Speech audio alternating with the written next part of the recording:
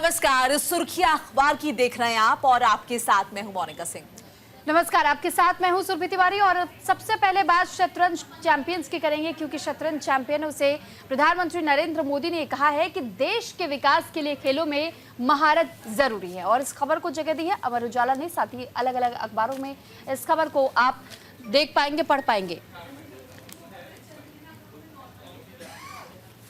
तो फिलहाल देखिए जिस तरीके से शतरंज की बाजी जब इस बार भारत के खिलाड़ियों ने अपने नाम की, तो ऐसे में सबसे पहले जो बधाई आई प्रधानमंत्री नरेंद्र मोदी के तरफ से, तो उन्होंने यहां खिलाड़ियों को हौसला भी अफजाई की है और साथ ही साथ ये कहा है कि अपनी पहचान को कायम रखने के लिए बहुत जरूरी है कि आप इस तरीके से अपनी महारत हासिल करें। हाल ही में भारत ने चेस ओलंपियाड में गोल्ड मेडल जीता था और 45वें शतरंज ओलंपियाड में गोल्ड मेडल जीत करके भारत की टीम ने इतिहास रच दिया था। अब प्रधानमंत्री नरेंद्र मोदी ने टीम से मुलाकात की तो पीएम ने पुरुष टीम के साथ महिला टीम से भी बात की। पीएम मोदी ने कहा कि मुझे लगता है कि एक देश हर क्षेत्र में अपनी महारत और विशेषज्ञता के कारण समृद्ध होता है। तो देखिए वो आपको हेडलाइन भी दिखा रहे हैं अमर उजाला में जो छपी हुई है और तस्वीर भी साथ में है। प्रधानमंत्री नरेंद्र मोदी किस तरह से मुखातिब हो रहे हैं तमाम खिलाड़ियों से, और अक्सर हमने देखा अलग अलग मंचों पर प्रधानमंत्री जो है खिलाड़ियों का उत्साह वर्धन करते हुए दिखाई देते हैं और हमेशा उनका कहना होता है कि हार हो या जीत हो, लेकिन आपका जो मोराल है वो कभी भी डाउन नहीं जाना चाहिए, कम नहीं होना चाहिए। इसके साथ साथ देखिए ये भी बता दें कि विकसित देश का मंत्र इन्हें दिया। आर्टिफिशियल इंटेलिजेंस से लेकर वंतिका का जन्मदिन पूछकर विजेताओं को हैरत में डाला। प्रधानमंत्री मोदी जब मुखातिब होते हैं, जब बातचीत करते हैं, तो जाहिर तौर पर वो इस तरह से बात करते हैं एकदम ग्राउंडेड होकर कि खिलाड़ियों को वाकई में लगता है कि देश के प्रधानमंत्री हैं या फिर बिल्कुल उनके अपने ही साथ के कोई हैं, जिस तरह से बातचीत कर रहा है, जो इंटरेक्शन हो रहा है। देखिए शतरंज में कैसे करते हैं आर्टिफिशियल इंटेलिजेंस का इस्तेमाल, ये भी प्रधानमंत्री ने पूछा। पीएम ने पूछा कि एआई का उपयोग करके आप अपने खेल को सही कैसे कर सकते हैं या फिर दूसरे का गेम किस तरह से आप समझ सकते हैं कि अगला जो है क्या चाल चलने वाला है। इस पर प्रज्ञानंदा ने कहा है कि एआई के आने से शतरंज और ज़्यादा विकसित हो गया है, साथ ही कंप्यूटर और ज़्यादा सशक्त हो गया है और कहा गया है कि हम आर्टिफिशियल इंटेलिजेंस से भी सीख रहे हैं, साथ ही इससे हमें नए नए विचार भी मिल रहे हैं। बुडापेस्ट में लिए गए भारतीय खिलाड़ियों के ऑटोग्राफ, तो देखिए प्रधानमंत्री ने चैंपियन से ये भी पूछा कि जब उन्होंने 22 में से 21 और 19 अंक हासिल किए थे तो विरोधियों की किस तरह की प्रतिक्रिया थी।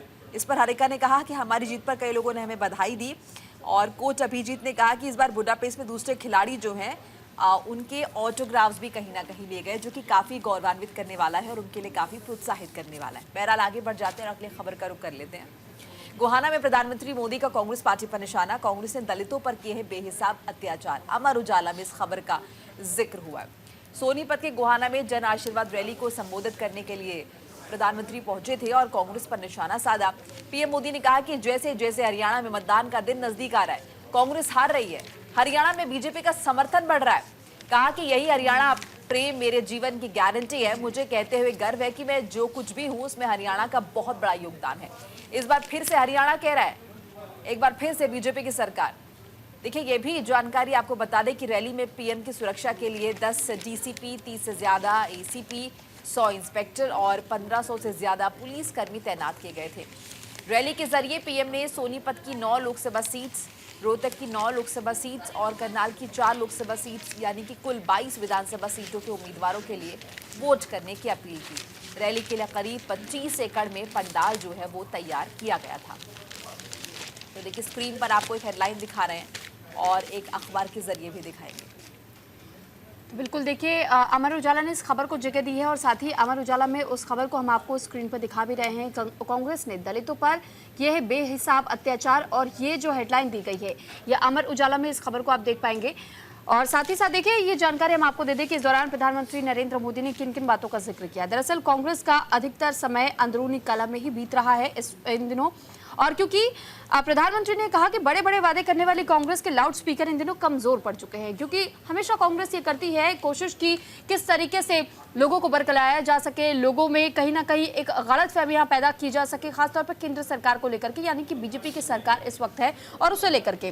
साथ ही अब इस पर भी निशाना साधने का काम किया, क्योंकि आपको याद होगा कि किस तरीके से कुमारी शैलजा इस वक्त कांग्रेस से नाराज चल रही है, लेकिन उन्हें मना पाना कांग्रेस के लिए इस वक्त बेहद कठिन चुनौती है और इसी को लेकर के निशाना साधने का काम यहाँ पीएम मोदी की ओर से किया गया है।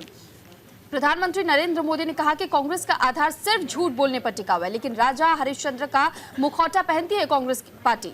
कोई कल्पना नहीं कर सकता कि हरियाणा में कांग्रेस शासन में दलितों पर कितने अत्याचार हुए, और ये सिर्फ और सिर्फ कांग्रेस के राज में ही हुआ है। इसी वजह से हम लोगों से अपील करते हैं कि आप जब लोगों को जब वोट करने के लिए जाते हैं, मतदान करने के लिए जाते हैं मतदान केंद्रों में, तो फिर ऐसे में लोगों के साथ साथ में ये अपने जहन में जरूर रखिए कि जब कांग्रेस की सरकार पहले भी थी यहाँ पर, तो उन पर कितने और किस तरीके से अत्याचार किए जाते थे। तो सिर्फ मुखौटा धारण करते हैं समाज सेवा करने का और तमाम बातें कही जाती हैं, लेकिन हमने इस तरीके की व्यवहार कांग्रेस की ओर से कभी देखा नहीं है। कांग्रेस कहीं ना कहीं लोगों को बरगलाने और बहलाने की कोशिश करती है, लेकिन आप किसी तरीके से उनकी बातों में ना आइए और आप बीजेपी को एक बार फिर से चुनिए, ताकि जो बचे हुए अधूरे काम है वो बीजेपी अपने कामों को पूरा कर सके। अब इसी के साथ देखिए हम खबरों में भी आगे बढ़ेंगे, लेकिन जिस तरीके से हमने मोनिका जिक्र भी किया कि लगातार कई जगहों पर पीएम मोदी जा रहे हैं, अलग अलग घोषणाएं कर रहे हैं, परियोजनाएं दे रहे हैं, लोक लुभावन वादे भी किए जा रहे हैं। क्या लगता है कि इस बार वाकई माहौल हरियाणा का बदलता हुआ दिख रहा है क्या? देखिए एंटी इनकम्बेंसी तो है, और लेकिन देखना होगा कि एंटी इनकम्बेंसी का असर वाकई में देखने को मिलता है नहीं मिलता, या फिर जनता को कहीं ना कहीं अगर हम देखें, क्योंकि इस बार आम आदमी पार्टी भी अगर देखें तो तमाम सीट्स पर लड़ रही है, तो किस तरह से वोट कटेंगे, गठजोड़ की सरकार बनेगी, मुझे लगता है काफी दिलचस्प रहेगा देखना। बिल्कुल, चलिए आगे बढ़ जाते हैं। पीएम मोदी ने लॉन्च किए स्वदेशी तकनीक से विकसित 3 परम रुद्र सुपर कंप्यूटर। अमर उजाला में इस खबर को इंपॉर्टेंस दी गई है। तो फिलहाल देखिए लगातार हम आपको एक एक करके बता रहे हैं कि किस तरीके से प्रधानमंत्री नरेंद्र मोदी लगातार एक और जहां चुनावी प्रचार प्रसार में जुटे हुए, तो वहीं दूसरी तरफ देश के हित का भी प्रधानमंत्री किस तरह सोच रहे हैं। अलग अलग कार्यक्रमों में जा रहे प्रधानमंत्री नरेंद्र मोदी ने 3 परम रुद्र सुपर कंप्यूटर के साथ अर्का और अरुणिका नामक हाई परफॉर्मेंस कंप्यूटरिंग सिस्टम लॉन्च किया है। तकनीक की बेहतरी गरीबों को सशक्त करने वाली होनी चाहिए, इस पर जोर देते हुए प्रधानमंत्री ने कहा कि एक देश बड़ी उपलब्धियों का लक्ष्य केवल तभी साध सकता है जब उसके पास बड़ा दृष्टिकोण हो। तो देखिए प्रधानमंत्री मोदी ने स्वदेशी तकनीक से विकसित 3 परम रुद्र सुपर कंप्यूटर लॉन्च किए हैं और कहा है कि संभावनाओं के अनंत आकाश में नए अवसर तलाश रहा है भारत, और आत्मनिर्भरता के लिए विज्ञान ही हमारा मिशन है, ये भी प्रधानमंत्री ने कहा। देखिए मिशन गगनयान की तैयारियां शुरू हो गई हैं। प्रधानमंत्री मोदी द्वारा कहा गया 2035 तक हमारे पास अपना अंतरिक्ष स्टेशन होगा। परियोजना के पहले चरण को मंजूरी दे दी गई है, और विज्ञान का महत्व अगर हम जानें, विज्ञान के महत्व को समझें, तो विज्ञान का महत्व सिर्फ आविष्कार और विकास में ही नहीं है, बल्कि अंतिम व्यक्ति की आकांक्षाओं को पूरा करने में भी है।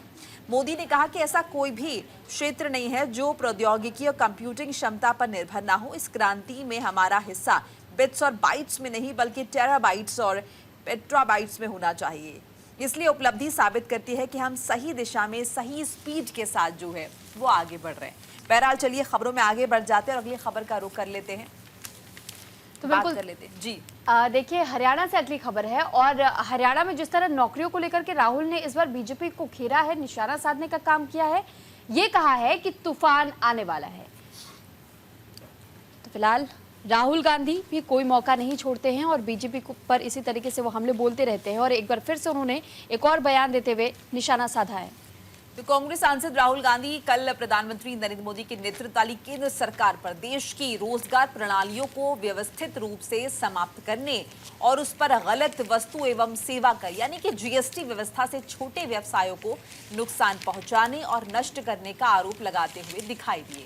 बीजेपी सरकार पर हरियाणा को बर्बाद करने का आरोप लगाते हुए लोकसभा में विपक्ष के नेता ने कहा कि उन्हें विश्वास है कि कांग्रेस 5 अक्टूबर को होने वाले विधानसभा चुनाव में प्रचंड बहुमत हासिल करेगी। कांग्रेस हरियाणा चुनाव में जीत हासिल करने जा रही है। तूफान आ रहा है और हम सबकी सरकार बनाएंगे। गांधी ने असंध करनाल में चुनावी रैली में ये तमाम बातों का जिक्र किया। तो देखिए हरियाणा विधानसभा चुनाव की सरगर्मियां तेज हैं। जैसा कि हम सभी जानते हैं, कल राहुल गांधी जो है नेता विपक्ष लोकसभा में कल पहुंचे थे हरियाणा, और 2 रैलियों को संबोधित उन्होंने किया।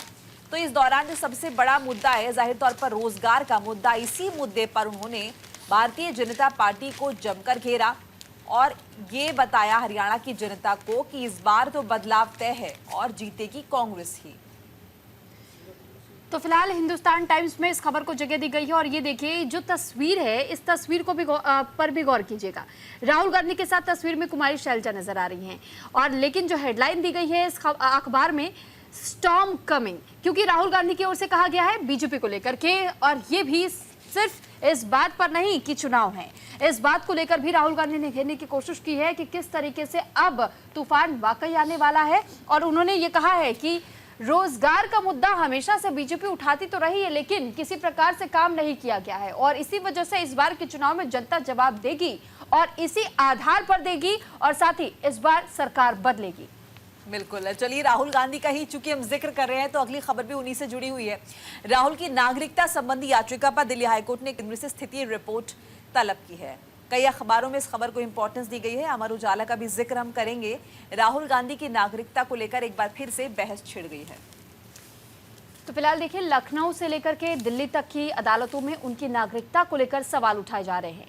इलाहाबाद हाईकोर्ट की लखनऊ बेंच ने बुधवार को गृह मंत्रालय से राहुल गांधी की नागरिकता पर स्पष्टीकरण मांगा है।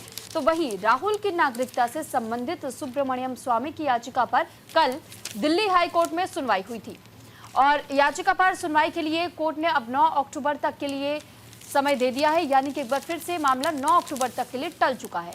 मामले की सुनवाई के दौरान जस्टिस मनमोहन और जस्टिस तुषार राव गेडेला की पीठ ने वकील से इलाहाबाद हाई कोर्ट में इसी मुद्दे पर लंबित याचिका के प्रति प्रस्तुत करने को कहा था, यानी कि एक कॉपी जारी करने का आदेश दिया गया था। कोर्ट ने मौखिक रूप से टिप्पणी की कि मामले में आगे बढ़ने से पहले इलाहाबाद हाई कोर्ट में लंबित याचिका की स्थिति जानना न्याय के हित में होगा, और कोर्ट ने कहा कि एक ही मुद्दे पर 2 अदालतों का विचार करना उचित नहीं होगा। हम बस ये सुनिश्चित करना चाहते हैं कि हम किसी और के अधिकार क्षेत्र पर हस्तक्षेप न कर रहे हैं। तो देखिए कि किस तरीके से एक बार फिर से ये मामला गर्मा चुका है और राहुल गांधी की नागरिकता को लेकर के सवाल खड़े किए जा रहे हैं। इससे पहले भी हमने मॉर्निंग का देखा था कि किस तरीके से राहुल गांधी पर कई सवाल खड़े किए जा चुके हैं, चाहे वो जाति को लेकर हो या उनके रहन सहन को लेकर के हो, वो किस तरीके के कपड़े पहनते हैं, कभी डिफेमेशन का केस उन पर चल जाता है, और अब नागरिकता का मुद्दा एक बार फिर गड़पा गया है। बिल्कुल, दोहरी नागरिकता को लेकर सवाल उठाए जा रहे हैं, और सवाल इसलिए भी उठ रहे हैं कि नेता विपक्ष हैं, वो सांसद हैं।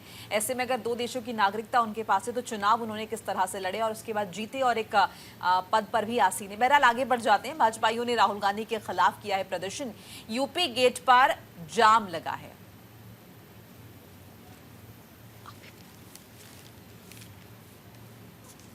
तो फिलहाल देखिए, ये तस्वीर जो आप देख रहे हैं बीते कल की तस्वीर है, और क्योंकि अखबार में आपको ऐसी तस्वीर एक दिन बाद दिखाई देती है, तो फिलहाल ये तस्वीर के साथ साथ में हम आपको बता रहे हैं कि विपक्ष के नेता राहुल गांधी ने अमेरिका में जो आरक्षण को लेकर के बयान दिया था, इसी बयान से बीजेपी ओबीसी मोर्चा नाराज बताई गई। निजी कारों और बसों से बीजेपी मोर्चा के नेता कल दिल्ली में अकबर रोड पर राहुल गांधी के आवास का घेराव करने के लिए गाजीपुर बॉर्डर पर एकजुट हुए थे। इस दौरान उत्तर प्रदेश सरकार में मंत्री नरेंद्र कश्यप भी बैरिगेटिंग के पास दिखाई दिए। वहीं कई प्रदर्शनकारियों ने बैरिगेटिंग पार कर दिल्ली में प्रवेश करने की भी कोशिश की थी, जिन्हें पुलिस ने हिरासत में ले लिया था। तो फिलहाल ये तस्वीर और ये इस खबर को जगह अलग अलग अखबारों में दी गई है। देखिए, एक तस्वीर और राहुल गांधी की किस तरह से यहाँ पर राहुल गांधी से जुड़ी खबर की, जिसमें बैरिकेडिंग गिराकर दिल्ली की सीमा में प्रवेश करने की कोशिश करते दिखे भारतीय जनता पार्टी के तमाम कार्यकर्ता। तो देखिए, हालांकि पुलिस ने यूपी गेट पर रोक लिया। भाजपाइयों ने बैरिकेडिंग हटाकर दिल्ली की सीमा में घुसने की कोशिश की है, और भाजपाइयों और पुलिस के बीच धक्का मुक्की भी जो है वो देखने को मिली है। नाकामी मिलने पर भाजपाइयों ने राहुल गांधी का पुतला फूंका। जाहिर तौर पर इससे ट्रैफिक जैम की जो व्यवस्था है वो कहीं ना कहीं चरमराई हुई दिखी, और पुलिस को रूट डाइवर्ट करना। इस बीच एक और जानकारी साझा कर ले कि राहुल गांधी ने अपने अमेरिका दौरे के दौरान आरक्षण खत्म करने का बयान दिया था। इसी के विरोध में राहुल गांधी का पुतला वो लोग जला रहे थे और विरोध करते हुए दिखाई दे रहे थे। चलिए आगे बढ़ जाते हैं। उधमपुर से अमित शाह की हुंकार, जो आतंक फैलाएगा उसे बख्शा नहीं जाएगा, ये राहुल गांधी ने कहा। उसका जवाब फांसी के तख्ते पर ही दिया जाएगा। दैनिक जागरण में इस खबर को तरजीह दी गई है। भारतीय जनता पार्टी के वरिष्ठ नेता और केंद्रीय गृह मंत्री अमित शाह ने जम्मू कश्मीर में एक बार फिर से हुंकार भरी। हाल ही में उधमपुर में एक चुनावी जनसभा में संबोधित करते हुए राहुल गांधी ने कांग्रेस और अमित शाह ने कांग्रेस और राहुल गांधी पर जमकर हमला किया। राहुल गांधी ने कहा था कि वो अनुच्छेद 370 को फिर से लागू करेंगे, लेकिन अमित शाह ने कहा कि मैं कहना चाहता राहुल गांधी और उनकी 3 पीढ़ियों में इतनी ताकत नहीं है। तो बिल्कुल देखिए, जैसे मेरे सहयोगी ने इस बात का जिक्र भी किया और आपको बताया भी कि कैसे गृह मंत्री अमित शाह अब तक जितनी बार भी चुनावी प्रचार प्रसार करने के लिए घाटी गए, यानी कि जम्मू कश्मीर गए, तो यहाँ पर सीधे तौर पर उन्होंने आतंकवाद पर तीखा प्रहार किया। और इस बार उन्होंने ये भी कहा है कि जो आतंक फैलाएगा उसका जवाब फांसी के तख्ते पर ही दिया जाएगा। यानी कि अगर आतंकवाद फैलाने की मानसिकता कोई रखता है तो उसे सचेत होने की जरूरत है, क्योंकि अब तो सीधे तौर पर ये कहा जा रहा है कि अगर ऐसी किसी भी स्थिति में यह पाया जाता है कि किसी ने आतंकवाद फैलाया है, घाटी में लोगों में दहशत कायम करने की कोशिश की है, तो ऐसे में उसे फांसी के फंदे से कोई बचा नहीं पाएगा। हमने ऐसी धाराएं लगाई कि अब कोई पत्थर फेंकने की हिम्मत नहीं करता है, ये भी गृह मंत्री अमित शाह की ओर से कहा गया। जब तक आतंकवाद जारी है, पाकिस्तान से बातचीत नहीं होगी, गोली का जवाब गोली से ही देंगे। आपको याद होगा कि किस तरीके से कांग्रेस और नेशनल कॉन्फ्रेंस की ओर से कहा गया था कि अगर हमारा पड़ोसी मुल्क पाकिस्तान अगर ये कहता है कि वो बातचीत करने को तैयार है, तो फिर एक बार बातचीत कर लेनी चाहिए केंद्र सरकार को भी। और यहाँ अगर जम्मू कश्मीर में अपनी खुद की सरकार बन जाती है, यानी कि सीएम तय हो जाता है, और अगर हमें जनता चुन करके लाती है, तो हम धारा 370 की बहाली पर भी काम करेंगे और साथ ही साथ हम पड़ोसी मुल्क से भी बात करने पर विचार करेंगे। लेकिन गृह मंत्री अमित शाह ने जिस वक्त जनसभा को संबोधित किया, तो एक कड़ी चेतावनी दी है आतंकवाद के नाम पर, और साथ ही दूसरी तरफ यह भी कहा है कि हम किसी आतंकवादी ग्रुप से हम बातचीत नहीं करना पसंद करेंगे, ना ही किसी ऐसे देश से बातचीत करेंगे। और अगर कोई ऐसी प्रतिक्रियाएं सामने आती है तो फिर गोली का जवाब गोली से ही दिया जाएगा। आपको याद होगा कि 2014 के बाद से ये वही सरकार है जिसने घर में घुसकर मारने की पूरी तरीके से हिम्मत रखी थी, और उसके बाद से फ्री हैंड दिया गया था इंडियन आर्मी को। और अब इस तरीके का जब स्टेटमेंट सामने आता है, तो कहीं ना कहीं लोग बेहद इस बात को लेकर भी निश्चिंत हो जाते हैं, घाटी में जो लोग रह रहे हैं, कि आतंकवाद का सफाया करने के लिए सरकार लगातार प्रयासरत है। उसके साथ साथ देखिए, अमित शाह ने इस बात को भी साफ कर दिया कि जिस तरह से राहुल गांधी विशेष राज्य के दर्जे का जिक्र कर रहे हैं, अगर दर्जा दिया भी जाता है तो वो भी मोदी सरकार के नेतृत्व में ही दिया जाएगा। बहरहाल चलिए आगे बढ़ जाते हैं। सफाई नहीं तो काउंटिंग भी नहीं, हाईकोर्ट की तरफ से कहा गया है। दूसरे चुनाव आज है और कोर्ट से फटकार भी है। नवभारत टाइम्स में फ्रंट पेज पर इस खबर को इंपॉर्टेंस दी गई है। तो डूसू इलेक्शंस के कैंपेन के चलते विश्वविद्यालय में पर्चों, पैम्पलेट आदि से हुई गंदगी की तस्वीरें सामने आई थी, और इसी पर दिल्ली हाई कोर्ट ने बेहद ही सख्त रवैया अपनाया। अदालत ने विश्वविद्यालय को चुनाव कराने की अनुमति तो दे दी, लेकिन वोटों की काउंटिंग पर तब तक के लिए रोक लगा दी गई है जब तक कि विश्वविद्यालय प्रशासन कोर्ट को यह विश्वास न दिला दे कि कैंपस पूरी तरह साफ हो गया है। हाईकोर्ट ने ईवीएम और बैलेट पेपर्स को अगले आदेश तक के लिए सीज रखने का निर्देश दिया है, पर चुनाव पर रोक नहीं लगाई गई है। डीयू ने हाईकोर्ट से कहा है कि 27 सितंबर यानी कि आज चुनाव कराने के लिए पूरी मशीनरी रेडी है, तो हाईकोर्ट ने रोक नहीं लगाने का फैसला किया। लेकिन हाईकोर्ट ने यह जरूर कहा है कि स्वच्छता का खास तौर पर ख्याल रखा जाए, क्योंकि चुनाव तो बीत जाते हैं, लेकिन सड़कों पर पैम्पलेट्स और बैनर्स, पोस्टर हमें नजर आते हैं जो कि कहीं ना कहीं पूरी तरीके से गंदगी फैलाने का काम करते हैं। अगर आप चुनाव प्रचार प्रसार कर रहे हैं तो फिर जिम्मेदारी लीजिए कि आप स्वच्छता का भी ख्याल रखें। देखिए हेडलाइन आपको दिखा रहे, कीस नहीं संभल रहे, लाखों छात्रों को क्या सिखाएंगे। हाईकोर्ट की टिप्पणी भी आपको अभी जिस तरह सुरभि ने बताई है, और मैं जिक्र करना चाहूंगी कि मामला क्या है। देखिए, कोर्ट उस याचिका पर सुनवाई कर रहा था जिसमें सार्वजनिक संपत्ति और दीवारों को उम्मीदवारों के पोस्टर, पर्ची, स्प्रे पेंट आदि से गंदा कर नुकसान पहुंचाने, नष्ट करने में शामिल संभावित डूसू उम्मीदवारों और छात्र संगठनों के खिलाफ कार्रवाई की मांग की गई थी। उसी दौरान जो है अदालत ने ये टिप्पणी की, और अदालत ने ये कहा है कि ऐसे में आपको जो है कहीं ना कहीं जागरूक होने की ज़रूरत है। ड्यू में पढ़ने वाले कुछ स्टूडेंट्स की भी याचिका मौजूदा मामले के साथ सुनवाई के लिए कोर्ट के सामने आई थी। इसी मामले में साफ तौर पर अदालत की टिप्पणी जो है वो देखी गई है। चलिए आगे बढ़ जाते हैं और अगली खबर का रुख कर लेते हैं। एलजी के दखल पर भी नहीं चुना जा सका स्थायी समिति सदस्य। दैनिक जागरण में इस खबर को इंपॉर्टेंस दी गई है। दिल्ली के उपराज्यपाल एलजी विनय कुमार सक्सेना ने मेयर शैली ओब्रॉय को आदेश दिए कि तुरंत स्थायी समिति के सदस्य का चुनाव कराया जाए। एलजी ने कहा कि अगर महापौर चुनाव के लिए राजी नहीं होती हैं तो उप महापौर अध्यक्षता करें। इसके बाद भी उप महापौर के तैयार न होने पर वरिष्ठ पार्षद बैठक की अध्यक्षता करें। वही खबर है कि स्थायी समिति के छठे सदस्य के लिए चुनाव आज नहीं होगा। चुनाव की तारीख और समय बाद में सूचित किया जाएगा। इससे पहले एमसीडी की सदन की बैठक में मोबाइल फोन के साथ प्रवेश पर प्रतिबंध को लेकर आम आदमी पार्टी के पार्षदों ने जमकर हंगामा किया। उन्होंने सदन के बाहर धरना देते हुए आयुक्त के खिलाफ नारेबाजी की।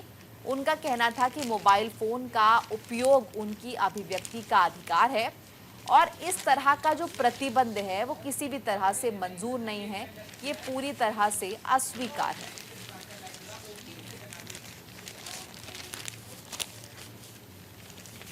तो देखिए स्क्रीन पर आपको वो हेडलाइन भी दिखा रहे हैं, एलजी के दखल पर भी जो है कहीं ना कहीं यहाँ पर मामला भी पूरी तरह से थना नहीं है। तो बिल्कुल देखिए, लगातार जिस तरीके से हम ये देख रहे थे कि किस तरीके से एलजी और दिल्ली सरकार के बीच में कभी भी बनती नहीं है, और इस बार भी कहीं ना कहीं चुनाव को लेकर भी इस बार भी अभी भी स्थिति पूरी तरीके से स्पष्ट नहीं हो पा रही है। और बार बार ये कहा जाता है कि दिल्ली सरकार और एलजी जब तक आपस में मिलजुल करके काम नहीं करेंगे तो ना तो दिल्ली की सत्ता संभल पाएगी और ना ही लोगों को वो तमाम सुविधाएं और वो तमाम काम हो पाएंगे जो कि अब तक भी विलंब पड़े हुए हैं, यानी कि उनकी ओर भी ध्यान दिया जा सके। बहरहाल खबरों में आगे बढ़ेंगे और अब अगली खबर का भी रुख कर लेते हैं।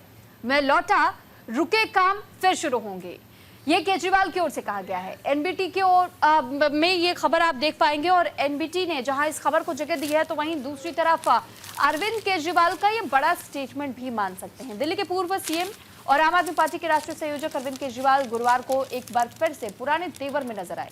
उन्होंने मीडिया के सवालों का जवाब देते हुए ये कहा है कि दिल्ली वालों को चिंता करने की बिल्कुल भी जरूरत नहीं है, विकास के सभी रुके हुए काम तेजी से पूरे किए जाएंगे। उन्होंने ये बयान दिया कि दिल्ली के मुख्यमंत्री आतिशी आम आदमी पार्टी नेता मनीष सिसोदिया और विधायक दिलीप पांडे के साथ दिल्ली विश्वविद्यालय की एक निरीक्षण करने के बाद से अब कई फैसले लिए जा रहे हैं, और ये भी कहा है कि मैं लौटा तो रुके काम फिर शुरू होंगे। यानी कि जब जेल से वो बाहर आए हैं तो लगातार वो लोगों से मिल भी रहे हैं, मुलाकात कर रहे हैं, और नेताओं के साथ भी कई बैठकें ऐसी हो रही हैं जिन बैठकों में फैसले भी लिए जा रहे हैं। हालांकि देखिए, सुप्रीम कोर्ट के ये कहने के बाद से कि वो ना तो मुख्यमंत्री रहते हुए किसी पर कोई डॉक्यूमेंट्स पर हस्ताक्षर कर सकते हैं और ना ही कोई फैसला ले सकते हैं, ना वो किसी मंत्रिमंडल की बैठक में शामिल होकर के कोई निर्णय दे सकते हैं, जिसके बाद से नया मुख्यमंत्री दिल्ली के लिए चुना गया। और आतिशी जब से मुख्यमंत्री बनी है और उन्होंने कुर्सी खाली छोड़ी, इसको लेकर भी कई ज्यादा हमने राजनीतिक प्रतिक्रियाएं देखी और सुनी।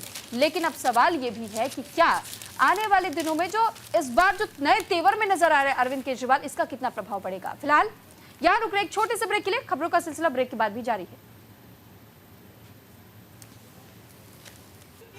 ब्रेक के बाद आपका स्वागत है। 10 साल से दिल्ली वालों को सिर्फ सपने बेच रहे हैं केजरीवाल। वीरेंद्र सचदेवा का कहना है ये। भाजपा ने दिल्ली के मुख्यमंत्री अरविंद केजरीवाल को सपने बेचने की कला में माहिर बताते हुए आरोप लगाया है कि जेलों का शहर दिल्ली वासियों को उनके द्वारा दिखाया गया एक और सपना है। भाजपा के दिल्ली प्रदेश अध्यक्ष वीरेंद्र सचदेवा ने कहा कि मुख्यमंत्री अरविंद केजरीवाल सपने बेचने की कला में माहिर है और जेलों का शहर उनका दिल्ली वासियों को दिखाया गया एक सपना है जो कि पूरा नहीं होगा। सचदेवा ने कहा कि केजरीवाल ने 2018 में दिल्ली का सिंगापुर बनाने का जो सपना दिखाया था, लेकिन 5 साल बाद भी दिल्ली को केजरीवाल सरकार से कोई विकास या सौंदर्यीकरण परियोजना नहीं मिली है। तो बीजेपी वर्सेस आम आदमी पार्टी की जो ये स्टोरी है, जो लगातार हम अलग अलग मंचों से देख रहे हैं, एक बार फिर से सामने आई है। और वीरेंद्र सचदेवा जो कि दिल्ली प्रदेश अध्यक्ष है बीजेपी के, उन्होंने अरविंद केजरीवाल पर आरोप लगाया कि 10 साल से सिर्फ सपने बेच रहे हैं, जमीनी हकीकत कुछ नहीं है, ग्राउंड पर जाकर कोई काम इनके द्वारा नहीं किया गया है। तो बिल्कुल देखिए, जैसे मेरे सहयोगी मोनिका ने भी इस बात का जिक्र किया और किस तरीके से दिल्ली की राजनीति किस ओर चलती है, आप इस बात से समझ सकते हैं कि एक और जहां दिल्ली सरकार बार बार ये कहती है कि हमने अब तक आम जनता के लिए वो तमाम काम किए हैं जो कि बीजेपी नहीं कर पाती, या ना वो बीजेपी लोगों के हित का सोचती है, तो वहीं दूसरी तरफ वीरेंद्र सचदेवा ये कह देते हैं कि अरविंद केजरीवाल सिर्फ खुद भी मुंगेरी लाल के हसीन सपने देखते हैं और लोगों को दिखाने का काम भी करते हैं, यानी कि वो सिर्फ और सिर्फ सपने बेचना चाहते हैं। 10 सालों से उन्होंने सिर्फ अपने सपने ही बेचे, और इसको लेकर भी वीरेंद्र सचदेवा ने सीधे तौर पर निशाना साधा है अरविंद केजरीवाल को लेकर के, क्योंकि मुख्यमंत्री की जिम्मेदारी अब तक अरविंद केजरीवाल के पास रही थी, और अब हाल फिलहाल में जब मुख्यमंत्री दिल्ली का बदला तो इसको लेकर भी कहीं ना कहीं बीजेपी पहले से ही ऐसी प्रतिक्रियाएं दे रही है, और ये भी कह रही है कि सिर्फ राजनीति के तहत में उन्होंने एक बड़ा कदम लिया है। और साथ ही साथ देखिए, जिस तरीके से आपको याद होगा कि जब पदभार संभाला था आतिशी ने मुख्यमंत्री पद का, उस दौरान जब कुर्सी खाली छोड़ी गई, उन्होंने रामायण काल का जिक्र कर दिया कि भारत ने भी वनवास जाते हुए भगवान श्री राम के लिए उस गद्दी पर वो नहीं बैठे थे, लेकिन उन्होंने जिम्मेदारियां संभाली थी। तो इसको लेकर भी बीजेपी हमला बोल चुकी है कि अपनी तुलना भगवान श्री राम से करना ये किस हद तक सही है? अब कामों को लेकर के गिनाया जा रहा है और ये कहा जा रहा है कि अरविंद केजरीवाल सिर्फ जब वो मुख्यमंत्री थे वो तब भी सपने बेचने का काम कर रहे थे, और अब जब अगले विधानसभा चुनाव के लिए वो तैयारी कर रहे हैं, लोगों के बीच जा रहे हैं, मुलाकात कर रहे हैं, जनसभाओं को संबोधित कर रहे हैं, वो तभी भी वो ये कोशिश कर रहे हैं कि जो हाल फिलहाल की जो मुख्यमंत्री बनी है आतिशी, वो सिर्फ एक पपट के तौर पर काम कर रही है, लेकिन मुख्यमंत्री तो बनने की कोशिश में फिर से अरविंद केजरीवाल ही है, और वो इसी वजह से लोगों को सिर्फ और सिर्फ सपने बेच रहे हैं। बिल्कुल। और इस बीच मुझे ये भी याद आ रहा है कि किस तरह से मीम्स इसको लेकर लगातार जो है सोशल मीडिया पर देखे जा रहे हैं कि अरविंद केजरीवाल के विजन में आतिशी जिस गंभीरता से कुर्सी संभाल रही है, पद संभाल रही है, लेकिन वो जो ऑल्टरनेटिव कुर्सी का वो जो उन्होंने इंट्रोड्यूस किया है कि भाई रामायण काल में ऐसा हुआ था, उसे लेकर जो मीम्स चल रहे हैं। बहरहाल आगे बढ़ जाते हैं। संजय राउत को 15 दिन की जेल की खबर है और देखिए 25,000 का जुर्माना भी लगा है। अमर उजाला में फ्रंट पेज पर इस खबर को इंपॉर्टेंस दी गई है। तो फिलहाल मुंबई की एक मेट्रोपॉलिटन मजिस्ट्रेट अदालत ने गुरुवार को बीजेपी के पूर्व सांसद किरीट सौम्या की पत्नी डॉक्टर मेधा सौम्या द्वारा दायर मानहानि के मामले में शिवसेना यूबीटी के राज्यसभा सांसद को दोषी करार देते हुए सजा सुनाई। अदालत ने राउत को 15 दिन के साधारण कारावास की सजा सुनाई है। और देखिए 25,000 रुपए का जुर्माना भी लगाया गया, जिसे राउत से मुआवजे के तौर पर वसूला जाएगा। तो बीजेपी नेता किरीट सोमैया की पत्नी ने यह केस दायर किया था, गिरफ्तारी से 30 दिन की मोहलत मांगी थी। संजय राउत ने कहा है कि पूरी न्यायपालिका ऊपर से नीचे तक आरएसएस से प्रभावित है। राउत ने कहा कि विधानसभा चुनाव से पहले मुझे बलि का बकरा जो है वो बनाया जा रहा है। उन्होंने कहा कि मैं फैसले को बड़ी अदालत में चुनौती दूंगा, और साथ ही कहा कि भ्रष्टाचार और अन्य मुद्दों के खिलाफ आवाज उठाने वाले मेरे जैसे लोगों को न्याय किस तरह से मिलेगा। उन्होंने ये भी साथ साथ कहा कि जब सीजेआई के घर प्रधानमंत्री मोदक खाने जाते हैं तो मैं सत्र न्यायालय से अपील कर बताऊंगा कि हमारे साथ कैसा अन्याय हुआ। देखिए बृहस्पतिवार का दिन है और राउत को आईपीसी की धारा 500 यानी मानहानि के लिए दंड के तहत दोषी ठहराया गया। 25,000 रुपए का जुर्माना लगाया गया।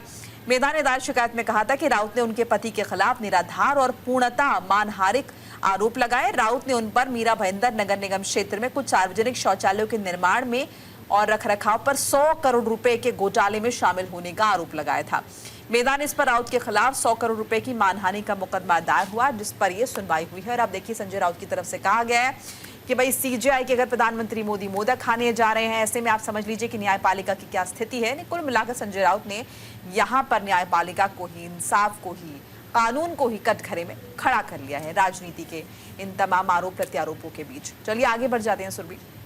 बिल्कुल, तो अगली खबर है झारखंड से जुड़ी हुई। दरअसल झारखंड के साथ हो सकते हैं महाराष्ट्र के चुनाव, ऐसी घोषणाएं संभव है और घोषणा अक्टूबर में संभव बताई जा रही है, यानी कि कभी भी चुनाव आयोग की ओर से ये संकेत दिए जा सकते हैं। और चुनाव को लेकर के कहा जा सकता है कि महाराष्ट्र और झारखंड दोनों राज्यों में एक ही साथ चुनाव करवाए जा सकते हैं। तो इलेक्शन कमीशन ने महाराष्ट्र और झारखंड विधानसभा चुनाव की तैयारियां तेज कर दी है। चुनावी प्रक्रिया का आगे बढ़ना भी तय माना जा रहा है और इसी प्रक्रिया को आगे बढ़ाते हुए आयोग अगले हफ्ते में दोनों राज्यों का दौरा करेगा। सूत्रों की अगर माने तो अब तक चुनाव आयोग की टीम पहले झारखंड का दौरा करेंगे और फिर महाराष्ट्र जाएगी। आयोग के सूत्रों के मुताबिक मुख्य निर्वाचन आयुक्त अपने दोनों साथी आयुक्तों और अन्य आला अधिकारियों के साथ 23 और 24 को यहाँ झारखंड जाएंगे। बिल्कुल। और देखिए इस बीच झारखंड का जिक्र हो रहा है और महाराष्ट्र के दौरे पर हैं और 3 दिन के दौरे पर जो है वहीं पर रहेंगे। और महाराष्ट्र की जो ज़मीनी हकीकत है वो समझने की कोशिश की जाएगी चुनाव आयोग की तरफ से। और देखिए ये उम्मीद, जैसे कि हम लगातार बता रहे हैं आपको, जो अखबार में छपा है कि अक्टूबर में घोषणा हो सकती है, क्योंकि अगर हम महाराष्ट्र की बात करें तो नवंबर में जो महाराष्ट्र विधानसभा का कार्यकाल है वो पूरा हो जाएगा।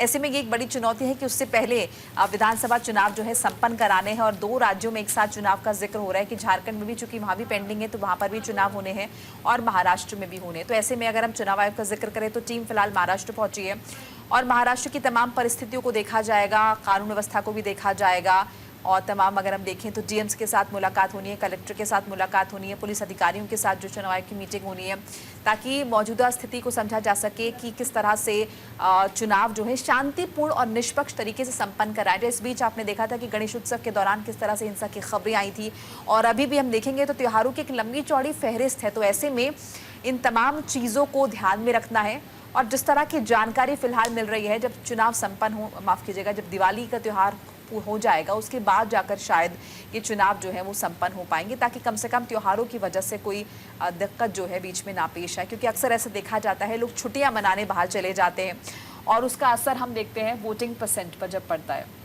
बिल्कुल ठीक कह रही हैं आप। और अब इसी के साथ हम खबरों में आगे बढ़ेंगे और खबर योगी आदित्यनाथ को लेकर के दरअसल हम आपको बता दें कि सीएम योगी ने एक बड़ा बयान दिया है। नेका, कांग्रेस और पीडीपी ने जम्मू कश्मीर को बना दिया था आतंक का गोदाम। नेका यानी कि नेशनल कॉन्फ्रेंस का जिक्र उन्होंने किया है और इस खबर को दैनिक जागरण ने जगह दी है।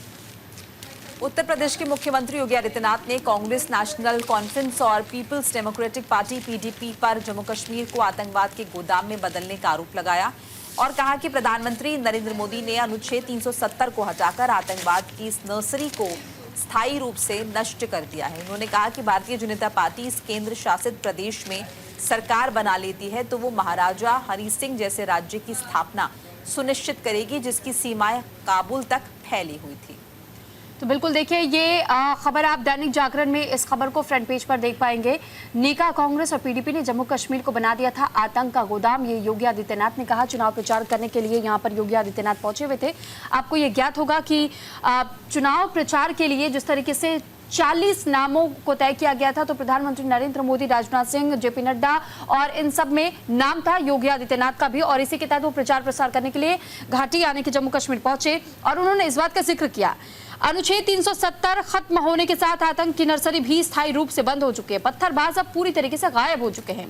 कांग्रेस की देन है देश में आतंकवाद, जातिवाद, अलगाववाद और क्षेत्रवाद की समस्या को पैदा करना। साथ ही साथ सिर्फ इतने पे ही नहीं रुके योगी आदित्यनाथ, उन्होंने राहुल गांधी से तीखे सवाल भी पूछ दिए।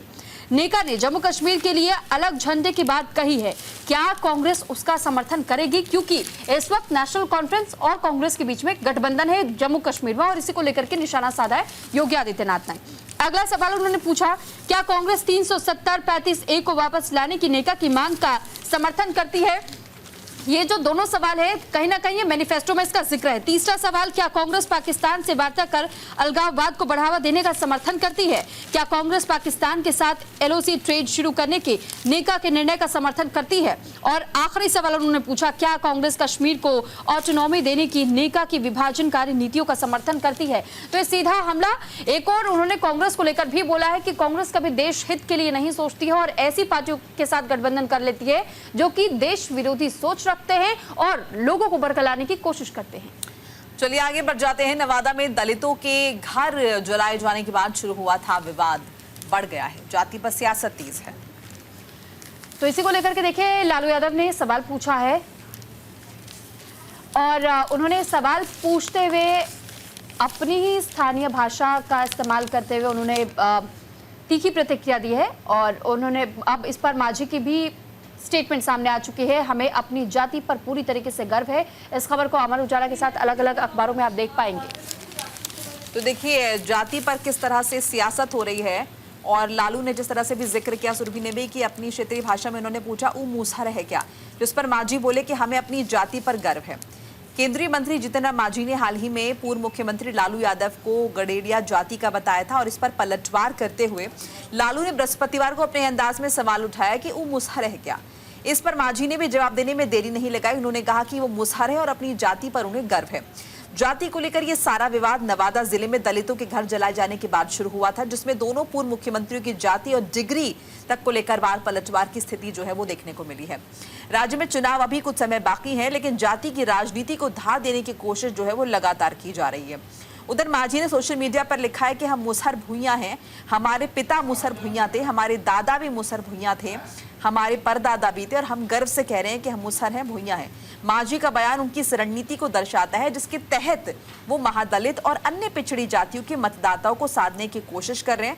मांझी और लालू की बयानबाजी आने वाले चुनावों के जातिगत ध्रुवीकरण की बुनियाद रखती हुई दिखाई दे रही है। जाहिर तौर पर आप देखते हैं कि जब चुनाव होने वाले होते हैं उस वक्त इस तरह की जो स्टेटमेंट्स हैं वो बहुत आम हो जाती हैं राजनीतिक पार्टियों और राजनेताओं के बीच। बिल्कुल। और अब खबरों में आगे बढ़ते हुए मायावती से जुड़ी हुई खबर का जिक्र हम करेंगे। दुकानों पर नाम लिखवाने से खत्म नहीं होगा मिलावट का काला धंधा, ये मायावती की ओर से कहा गया है और अमर उजाला में इस खबर को जगह दी गई है। तो फिलहाल देखिए, जिस तरीके से उत्तर प्रदेश में योगी आदित्यनाथ ने एक आदेश, एक फरमान हर किसी के नाम जारी किया था और ये कहा था कि अगर आप होटल रेस्टोरेंट का बिजनेस करते हैं, ढाबा चलाते हैं, तो फिर ऐसे में आपको नाम लिखना होगा। यहाँ तक कि जो आपके पास काम करने वाले लोग हैं उनके नामों का जिक्र भी उस उस बोर्ड पर करना होगा, ताकि ये पता चल सके कि अगर कभी भी किसी धांधली का मामला सामने आता है, मिलावट का मामला सामने आता है, तो ऐसे में उनसे पूछताछ हो सके। सीसीटीवी लगाने का जिक्र भी किया गया था। अब इसी को लेकर के प्रतिक्रिया मायावती के सामने आई। देखिए, दुकानों पर नाम लिखवाने से खत्म नहीं होगा मिलावट का काला धंधा। मायावती ने इस बात का जिक्र किया है, अपनी प्रतिक्रिया उन्होंने दी है। बीएसपी की राष्ट्रीय अध्यक्ष मायावती ने कहा है कि यूपी सरकार द्वारा जिस तरह से कहा गया कि होटल हो, रेस्टोरेंट हो, ढाबे हो, यहाँ पर मालिक मैनेजर का नाम आप लिख दें, तो इससे जो है कोई ऐसा नहीं है कि इससे काला धंधा जो है वो बंद हो जाएगा, मिलावट बंद हो जाएगी। उन्होंने कहा कि घोषणा खाद्य सुरक्षा के लिए कम और जनता का ध्यान बांटने की चुनावी रणनीति ये ज्यादा नजर आ रही है। कांवड़ यात्रा के दौरान भी ऐसी ही कवायद हुई थी। उन्होंने सवाल किया कि क्या दुकानों पर लोगों के नाम जबरदस्ती लिखवा देने से मिलावट का काला धंधा खत्म हो जाएगा। सोशल मीडिया पर स्टेटमेंट के जरिए उन्होंने कहा कि खाद्य पदार्थों में मिलावट आदि को लेकर पहले से काफी सख्त कानून मौजूद है। सरकारी लापरवाही और मिली भगत से मिलावट का बाजार हर तरफ गर्म है। तिरुपति मंदिर में प्रसादम में जिस तरह से मिलावट देखी गई, इस खबरों की वजह से देश भर के लोग काफी परेशान हैं, जिसे लेकर अब राजनीति जारी हो रही है। ऐसे घृणित खिलवाड़ का असली दोषी कौन है, ये चिंतन करना काफी जरूरी होता है। तो सही तौर पर मायावती की बात बिल्कुल सही है कि कानून तो इसे लेकर है, लेकिन दिक्कत ये हो रही है कि एग्जीक्यूशन उन कानूनों का ठीक तरह से नहीं हो पा रहा है। चलिए आगे बढ़ जाते हैं। मैनपुरी से केशव प्रसाद मौर्य का सपा पर हमला, कुछ सीटें ज्यादा जीतने से सपा में बढ़ी गुंडों की ताकत। दैनिक जागरण में इस खबर का जिक्र है। गुरुवार को करहल के गांव सिमरऊ में आयोजित लखपति दीदी ग्राम चौपाल में भाग लेने आए प्रदेश सरकार के डिप्टी सीएम केशव प्रसाद मौर्य ने विपक्ष पर जमकर हमला बोला। उन्होंने कहा कि सपा, बसपा और कांग्रेस राज में गुंडा राज और लूट खसोट का काम होता है। आज जन जन के विकास पर काम हो रहा है। सपा सरकार में मतदाताओं का डरा धमकाकर वोट लिया जाता था, लेकिन अब लोगों को इनसे डरने की कोई जरूरत नहीं है। लोकसभा चुनाव में कुछ सीटें ज्यादा जीतने के कारण सपा की राजनीतिक ताकत बढ़ने से अपराधियों की भी ताकत बढ़ गई। लेकिन प्रदेश में भाजपा सरकार गुंडों के खिलाफ कठोर कार्रवाई के लिए तत्पर है। तो देखिए, लगातार भारतीय जनता पार्टी की तरफ से, यूपी सरकार की तरफ से, योगी सरकार की तरफ से इस बात पर जोर दिया जा रहा है कि जब सरकार यहाँ पर समाजवादी पार्टी की थी तो माफियाओं को संरक्षण मिला हुआ था, गुंडागर्दी अपने चरम पर थी, गुंडों का हर तरफ राज था। लेकिन जैसे ही सरकार बदली है 2017 के बाद से और बीजेपी की सरकार आई है, अपराधियों पर लगातार एक्शन हो रहे हैं, सख्त एक्शन हो रहे हैं और कड़ी कार्रवाई जो है वो हो रही है। तो बिल्कुल देखिए, ये खबर आप दैनिक जागरण में देख पाएंगे, पढ़ पाएंगे।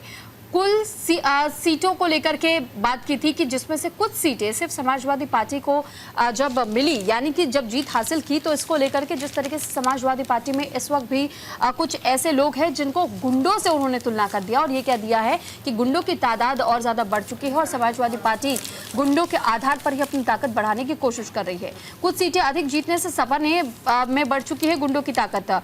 उत्तर प्रदेश के उप मुख्यमंत्री केशव प्रसाद मौर्य ने यह कहा है कि लोकसभा चुनाव में अगर कुछ सीटें समाजवादी पार्टी जीत गई तो क्या वो इसे अपनी ताकत मान रही है कि अपनी खेमे में गुंडों की ताकत और ज्यादा वो बढ़ा सकती है।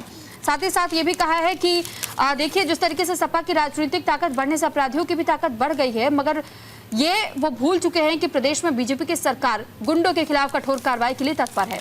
सिरमा गांव में लखपति दीदी ग्राम चौपाल पर उन्होंने कहा कि सपा, बसपा और कांग्रेस के राज में गुंडा राज और लूट खसोट का काम होता था। हमारी सरकार ने इसे दूर करने का काम किया है और उत्तर प्रदेश सरकार लगातार इसके लिए प्रतिबद्ध है कि किस तरीके से गुंडागर्दी को कम किया जाए, लोगों के बीच में जिस तरीके से एक भय का माहौल बनाया जाता है उसे खत्म किया जा सके। लेकिन समाजवादी पार्टी इस बार भी वही कोशिश कर रही है, वही पुराने हथकंडे अपना रही है कि अगर उन्हें कुछ सीटें क्या मिल गई तो दोबारा से वो गुंडों की संख्या बढ़ा रहे हैं और लोगों में अपना खौफ बनाने की कोशिश कर रहे हैं, क्योंकि इनकी सरकार तो पुराने समय से जानी जाती है कि गुंडा राज कैसे चलाया जाता है।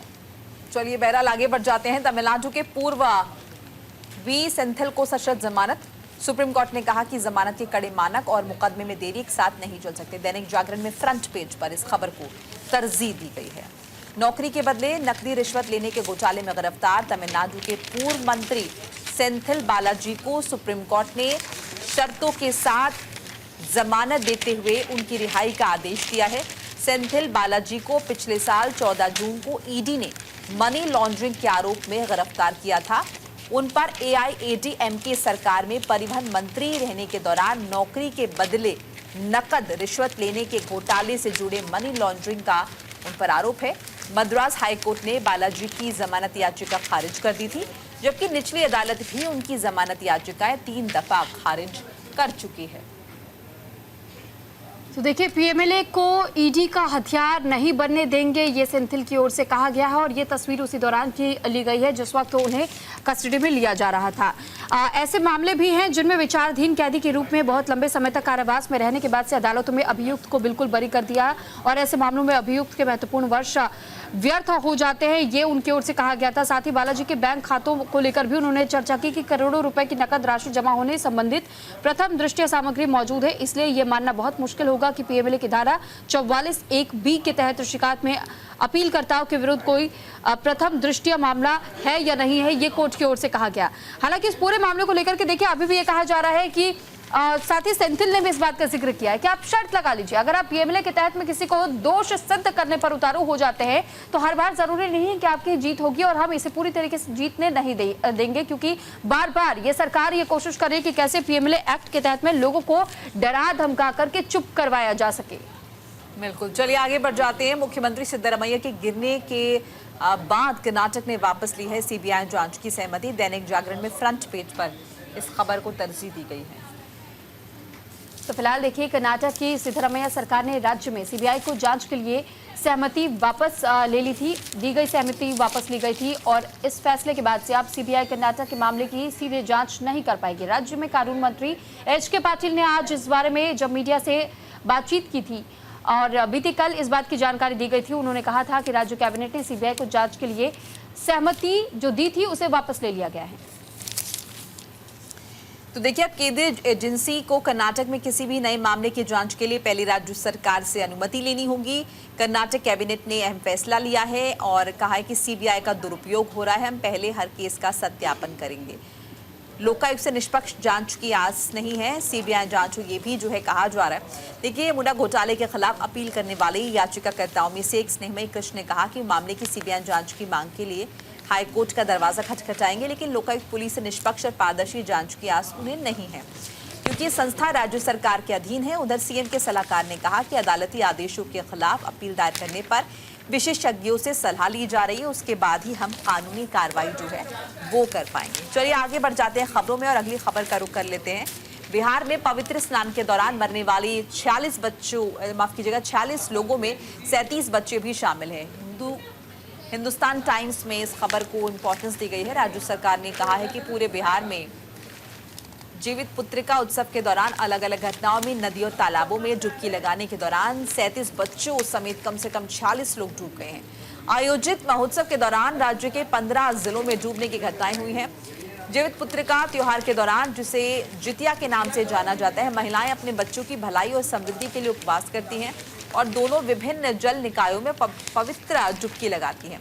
राज्य के आपदा प्रबंधन विभाग डीएमडी ने कहा कि पूर्वी और पश्चिमी चंपारण, नालंदा, औरंगाबाद, कैमूर, बक्सर, सीवान, रोहतास, सारण, पटना, वैशाली, मुजफ्फरपुर, समस्तीपुर, गोपालगंज और अरवल जिलों से डूबने की घटनाएं सामने आई हैं। अब तक कुल 43 शव बरामद किए गए हैं। आगे का तलाशी अभियान जारी है।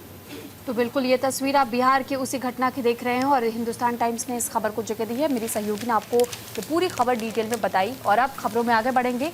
केंद्र सरकार का कामगारों को तोहफा मिला है, न्यूनतम मजदूरी में अब इजाफा कर दिया गया। अमर उजाला में इस खबर को जगह दी गई है। साथ ही ये जानकारी हम आपको दे दें कि देखिए, केंद्र सरकार ने श्रमिकों के लिए परिवर्तनशील महंगाई भत्ते में संशोधन कर न्यूनतम मजदूरी दर को बढ़ा करके 1035 रुपए प्रतिदिन तक करने की घोषणा की। श्रम मंत्रालय के बयान में ये कहा गया कि इस कदम का उद्देश्य श्रमिकों को जीवन यापन की बढ़ती लागत से पार पाने में मदद करना है। संशोधन के बाद निर्माण, साफ सफाई, सामान उतारने और चढ़ाने जैसे अकुशल काम में लोग श्रमिक के लिए क्षेत्र ए न्यूनतम मजदूरी दर 783 रुपए प्रतिदिन यानी 20,358 रुपए प्रति माह होगी। देखिए, अर्धकुशल श्रमिकों के लिए न्यूनतम मजदूरी दर 868 रुपए बताई जा रही है। आपको खबर भी दिखा रहे हैं और बाकायदा यहाँ पे ग्राफ के जरिए बताया भी गया, कामगारों को तोहफा है और न्यूनतम मजदूरी में इजाफा। ये खबर उन लोगों के लिए है जो जाहिर तौर पर जिनकी, अगर हम देखें, दिनचर्या डिपेंड करती है कि मिनिमम मजदूरी कितनी है, केंद्र सरकार का यह फैसला है और दर 1 अक्टूबर से प्रभावी होंगी। कम से कम मजदूरी जो है वो 20,358 रुपए प्रति माह तय की गई है। चलिए आगे बढ़ जाते हैं। बहराइच रडार में आया है सरदार भेड़िया, जल्द पकड़ा जाएगा। दैनिक जागरण में इस खबर को तरजीह दी गई है। बहराइच में लंगड़ा भेड़िया ड्रोन कैमरे में कैद हुआ है। वो खेतों में चहलकदमी करते हुए दिखाई दिया। तो फिलहाल ये जानकारी आपको दे दें कि दैनिक जागरण ने इस खबर को जगह दी है और साथ ही साथ ये वही भेड़िया है, छठा भेड़िया जिसे सरदार बताया जा रहा था भेड़ियों का। वन विभाग की टीम तुरंत मौके पर जिस दौरान पहुंची, लेकिन तब तक देर हो चुकी थी क्योंकि भेड़िया यहां से भाग निकला। लेकिन रडार में जरूर आ चुका है ये भेड़िया और अब ये भी उम्मीद लगाई जा रही है कि जल्द से जल्द वन विभाग के जो कर्मी लगातार इतने लंबे समय से इस भेड़िए के सरदार को तलाश रहे हैं, उसे अब धर दबोचा जा सकेगा। देखिए आपको अखबार में वो तस्वीर के जरिए हम दिखा भी रहे हैं कि रडार में आए सरदार और जल्द पकड़ा जाएगा, क्योंकि इसी के पकड़े जाने की लगातार जो है वो बात सामने हो रही थी। सर्च ऑपरेशन के दौरान कछार में विचरण करते हुए दिखाई दिया है और अब तक पकड़े गए 5 भेड़िए, छठे को पकड़ने की कवायद तेज है। और देखिए 11 दिन बाद बताया जा रहा है कि भेड़िए के कुनबे के सरदार की लोकेशन मिल गई है। अब चूंकि लोकेशन मिल गई है, ड्रोन कैमरे में नजर आया है, ऐसे में उम्मीद बहुत ज्यादा तेज बढ़ गई है और टीम ने भी उसे अपने जाल में फंसाने की जो तमाम कवायदें हैं वो तेज कर दी। चलिए आगे बढ़ जाते हैं और अगली खबर का रुख कर लेते हैं। यूट्यूबर एल्विश और गायक फाजिल पुरिया की 55 लाख की संपत्ति अटैच।